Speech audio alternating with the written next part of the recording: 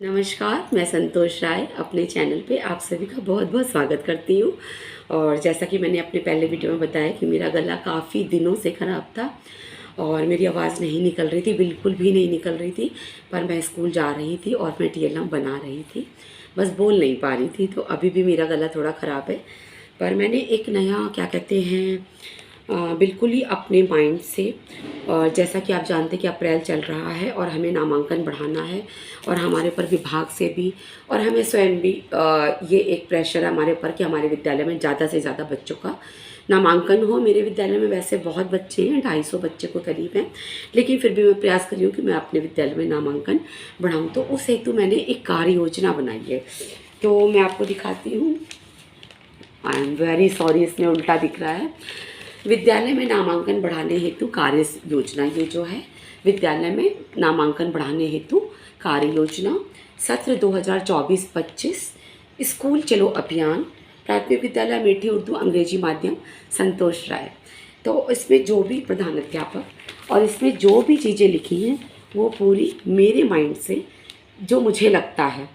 और देखिए, जितने भी विद्यालय होते हैं हर जगह की परिस्थितियाँ अलग अलग होती हैं। किसी का गांव बहुत छोटा होता है, किसी का मजरा छोटा सा होता है, किसी का बहुत ब्रॉड होता है, किसी का कस्बे में होता है। तो सबकी परिस्थितियाँ अलग अलग होती हैं। तो मैं ये नहीं कहती कि ये नियम सब पे लागू होंगे, ये मैंने अपने विद्यालय को ध्यान में रख करके बनाया है। लेकिन थोड़ा सा इम्प्लीमेंट आपको अगर अच्छा लगे तो इसमें आप इसको यूज़ कर सकते हैं, इसको प्रयास कर सकते हैं, अपनी कार्य योजना में इसको शामिल कर सकते हैं कि आप नामांकन कैसे बढ़ाएंगे। तो पहले मैं दिखा देती हूँ, फिर मैं पढ़ के सुनाऊंगी, क्योंकि दिखेगा तो उल्टा ही, क्योंकि ये सेल्फी मोड में लगा हुआ है। ये थोड़ा सा डेकोरेशन भी किया था, ज़्यादा हो नहीं पाया था क्योंकि हमारे बीओ सर ने हमारी एक मीटिंग ली थी और उन्होंने कुछ प्रबुद्ध जनों को बुलाया था कि जो नामांकन बढ़ाने के लिए अपने आइडियाज़ देंगे। तो मैंने इस तरह से मैं लिखित में लिख करके गई थी और इसको बहुत सराहना मिली थी। तो ऐसी सराहना मिलती है तो हमें बहुत प्रेरणा मिलती है कुछ और भी नया करने के लिए। तो ये इस तरह से मैंने इसकी स्लिप चिपकाई थी और मैंने लिखा था कि कैसे आप अपने विद्यालय के नामांकन को बढ़ा सकते हैं। तो ये बहुत जल्दीबाजी में मैंने रात में बैठ कर के 2 घंटे में बनाया था। तो चलिए मैं इसको पढ़ के आपको सुनाती हूँ। तो सबसे पहले होता है कि हम प्रस्तावना लेते हैं। प्रस्तावना में मैं ये कहना चाहती हूँ कि जो विद्यालय होता है वो हमारा विद्यालय एक तरह की एक कंपनी है, समझ लीजिए। जैसे एक मल्टीप्लेक्स कंपनी होती है, उसमें कई लोग काम करते हैं पर वो एजुकेटेड होते हैं और उनकी फैमिली एजुकेटेड होती है और उनके साथ जो भी मीटिंग ली जाती है वो उस चीज़ को बहुत जल्दी से समझ जाते हैं और उसको इम्प्लीमेंट कर देते हैं। हमें हमेशा कहा जाता है कि पीटीएम करिए, गार्जियन को जागरूक करिए, और हम हमेशा पीटीएम करते हैं, जागरूक करते हैं। पर हमारा जो विद्यालय है वो बहुत ही अनपढ़ और गरीब और असुविधाओं से जूझ रहे लोगों के बच्चों को पढ़ाना होता है और ये हमारे लिए एक बहुत बड़ा टास्क होता है और हम इसको एक चैलेंज की तरह लेकर के चल रहे हैं। और ना सिर्फ नामांकन, हमें ठहराव पे भी ध्यान देना होता है। मेरा दूसरा पॉइंट है विज़न। जब आप विद्यालय विकास योजना त्रैवर्षीय बनाते हैं तो उसमें आप विज़न में ये रख सकते हैं कि आप अपने विद्यालय में कितना नामांकन चाहते हैं, यह इंगित करें। क्यों? क्योंकि आपका जो इंफ्रास्ट्रक्चर है विद्यालय का, किसी किसी का विद्यालय बहुत बड़ा होता है, कई रूम्स होते हैं, किसी के में 2 ही रूम होते हैं, किसी के में 3 होते हैं, किसी के में 4 होते हैं, किसी में 5 होते हैं, किसी में 1 ही होता है। तो वो अपने उसके अकॉर्डिंग नामांकन करें। ये नहीं कि आपने नामांकन के नाम पे बच्चों को भर लिया, बच्चे अब साल भर समस्याओं से जूझ रहे हैं, बैठ नहीं पा रहे हैं, आपके पास टीचर कम है, आप पढ़ा नहीं पा रहे, उन्हें वो चीज़ नहीं दे पा रहे जो आपको देना है। तो ये भी विज़न आपको हमेशा रखना चाहिए। दूसरा, आपका लक्ष्य, नामांकन कितने बच्चों का करना है, यह लक्ष्य ज़रूर निर्धारित करें।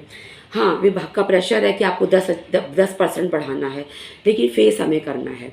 आप कितने बच्चों को बेहतर शिक्षा, बेहतर सुविधा और बेहतर इंसान बना सकते हैं। नामांकन में नाम सिर्फ के नाम पर सिर्फ बच्चे भरना और ठहराव की समस्या फेस करना नहीं है। आपने बच्चे भर लिए, प्राइवेट से भी बुला लिए, कुछ भी करके, एनी हाउ कुछ भी साम दाम दंड भेद करके आपने बच्चे तो भर लिए, पर वो बच्चे आधे में प्राइवेट में फिर चले गए, तो आपके पास ठहराव की समस्या हो गई। और फिर जब चीज़ें डिजिटल हो गई हैं तो उनको डिलीट करना, उनके साथ समस्या फेस करना, ये सब बहुत सारी दिक्कतें ऐसे प्रधानाध्यापक मुझे भी आती है तो आपको भी आएगी। तो अपने विद्यालय को और अपने स्टाफ को हमेशा सामने रख करके अपने विद्यालय का इंफ्रास्ट्रक्चर, अपने विद्यालय के नामांकन को आप तय करें। लक्ष्यों को प्राप्त करने, अब जब आपने लक्ष्य प्राप्त बना लिए तो आपको छोटे छोटे गोल्स भी उसके लिए बनाने होंगे और वो गोल्स आप खुद निर्धारित करेंगे क्योंकि आपका माहौल, आपका गांव, आपका मज़रा, आपका कस्बा, आपका नगर क्षेत्र सब कुछ डिफरेंट है। आपका ही विद्यालय क्यों महत्वपूर्ण है? अगर आप जा रहे हैं डोर टू डोर और जनसंपर्क करने तो आप उनको ये बताएंगे कि क्यों आपके विद्यालय में वो एडमिशन कराएं। ऐसे कुछ टूल पॉइंट्स आप लेके उनके सामने जाएंगे। उसके बाद आता है सरकारी स्कूल पर भरोसा क्यों करें। आज एक स्थिति क्या थी और एक स्थिति क्या है, मेरी ही 17-18 साल की जॉब में मैंने देख लिया कि एक कैसी जॉब चलती थी और आज एक कैसी जॉब चलती कि हम घर पे भी 24 घंटे स्कूल के विषय में सोचते रहते हैं, ये टीएलएम बना लें, ये कर ले बच्चों के लिए, ये लेसन प्लान बना लें, कुछ ऐसा कर ले कि बच्चे सरकारी स्कूल में आएँ, उनको नया मिले, हमारी असेंबली अट्रैक्टिव हो, हमारे छुट्टी के टाइम पे कुछ ऐसा चीज़ हो जाए कि बच्चे जिसको दिन भर गुनगुनाते माइंड में लेकर के घर जाएं। तो ये सब चीज़ें हमें तय करनी है कि और उन्हें पेरेंट्स को जब हम जनसंपर्क करने जाएंगे तो हमें बताना है कि सरकारी स्कूल पर भरोसा क्यों करें। उसके बाद निःशुल्क सामग्री का प्रलोभन भी आप दे सकते हैं, बिल्कुल दे सकते हैं, क्योंकि उनकी स्थिति नहीं है कि वो प्राइवेट में पढ़ाएं पर थोड़ा सा पैसा आया या डीबीटी का ही 1200 रुपये लेकर के वो वहाँ जाके 500 रुपये फ़ीस देते हैं, बच्चों की किताबें खरीदते हैं, ड्रेस खरीदते हैं। वही बच्चा जो प्राइमरी में आ रहा था वो जब प्राइवेट में जाता तो हमें पहचान में नहीं आता कि अरे ये वही बच्चा है जो हमारे यहाँ ऐसा बन के आता था और ये प्राइवेट में जाते समय ऐसा हो गया। तो उन्हें प्रलोभन दे कि सरकार देखिए आपके लिए क्या क्या कर रही है।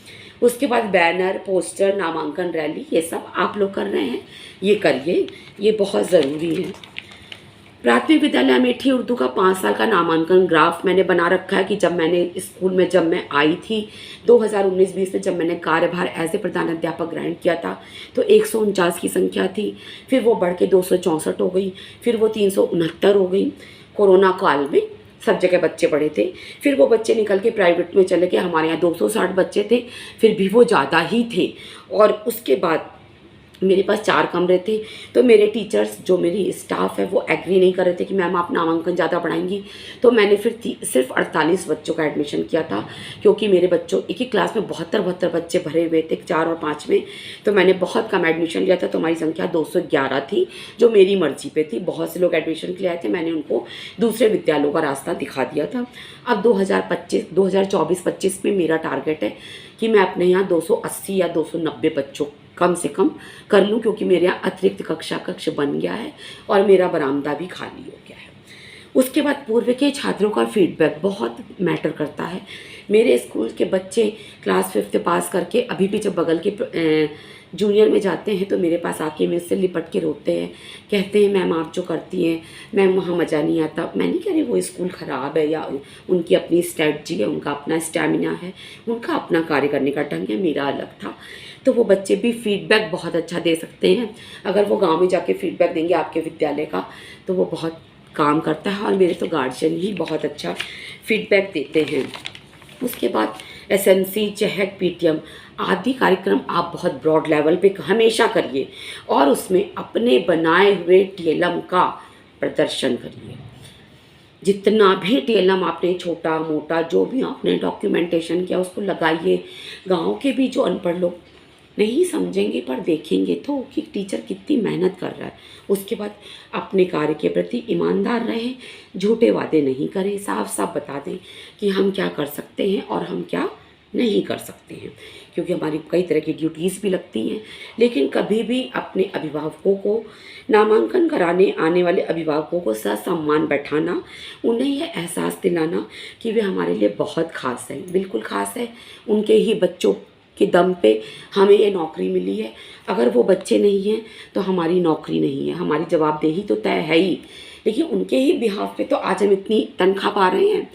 तो उन अभिभावकों को मैं देखती हूँ कि बाहर खड़े हैं, इधर उधर खड़े हैं, बेचारे परेशान हैं। नहीं, मैं तो सबसे पहले कुर्सियाँ मंगा के जितने अभिभावक होते हैं अपने ऑफिस में सबको बैठाती हूँ, एक एक करके पूछती हूँ कि आप बताइए आपको क्या कराना है। वो बताते हैं नामांकन कराना है, और नामांकन कराती हूँ। उनको अपने ऑफिस में सजाए हुए टीएलएम के द्वारा बच्चों का पूर्व ज्ञान लेती हूँ, जिससे वो अट्रैक्ट होते हैं। और वो खुद बूढ़े जो बुजुर्ग लोग होते हैं मुझे सर पे आशीर्वाद दे करके जाते हैं कि बहन जी आप जो कर रही हैं वो कोई करता नहीं है, हमने बहुत विद्यालय देखे हैं, आप तो हाँ ऐसे ऐसे पूछ रही हैं, फ्लावर से आपने अक्षर लिख रखे और आप ये पूछ रही हैं। तो वो चीज़ें मैंने अपने उसमें ग्रुप में अपने चैनल पे प्रेषित किए हैं, आप भी देखिएगा। तो देखिए ये सारे मेरे पॉइंट हैं, मैं आप पे थोप नहीं रही हूँ, पर मैं अपने पॉइंट ऑफ व्यू आपसे शेयर करना चाहती हूँ। अगर आप इससे डिसएग्री करते हैं तो आप प्लीज़ अपना कमेंट लिखिएगा। उसके बाद डोर टू डोर संपर्क के दौरान सकारात्मक रवैया, अपनी विभागीय समस्याएं उनसे साझा ना करें, इसका नकारात्मक प्रभाव पड़ेगा। हमारे पर बहुत प्रेशर होता है, कई तरह की दर्जनों तरह की ड्यूटीज़ हम करते हैं, लेकिन कभी अभिभावकों को मत बताइए कि हम इतने फंसे हुए हैं, हम इतने जकड़े हुए हैं इन सब चीज़ों में, नहीं। क्योंकि फिर उनको लगेगा कि अरे ये क्या पढ़ाएंगी, ये तो इतने सारे बवालों में खुद ही फंसी हुई हैं। तो उनके सामने कभी ड्यूटी मत अपनी और अपने विभागीय समस्याओं को कभी साझा ना करें, इसका उन पर नकारात्मक प्रभाव पड़ेगा और वो अपने बच्चों को प्राइवेट में भेज देंगे। इसके बाद विद्यालय का आकर्षक इंफ्रास्ट्रक्चर, शौचालय, खेल के मैदान की सुविधा, जो कि कायाकल्प के माध्यम से बहुत विद्यालयों में ये चीज़ें हो चुकी है। मेरा विद्यालय जो कि नगर क्षेत्र में नहीं है, कस्बे में है, आता वो ग्रामीण में ही है। तो सिचुएशन ये है कि वहाँ प्रधान नहीं है, हमारे यहाँ चेयरमैन है, उनके पास बजट नहीं आता है, और जो थोड़ा बहुत बजट आता है तो उन्होंने एक कमरे में टाइल्स लगवा दिए। तो हम स्टाफ ने इतनी मेहनत करके अपने विद्यालय को बहुत आकर्षक बना रखा है, जिससे कि मेरे विद्यालय में बहुत सब लोग अट्रैक्ट होते हैं, और वो सारी हमारी अपनी मेहनत है। तो और खेल का मैदान नहीं है तो कोई बात नहीं, आप इंडोर गेम कराइए। तो आकर्षक इंफ्रास्ट्रक्चर बहुत मायने रखता है।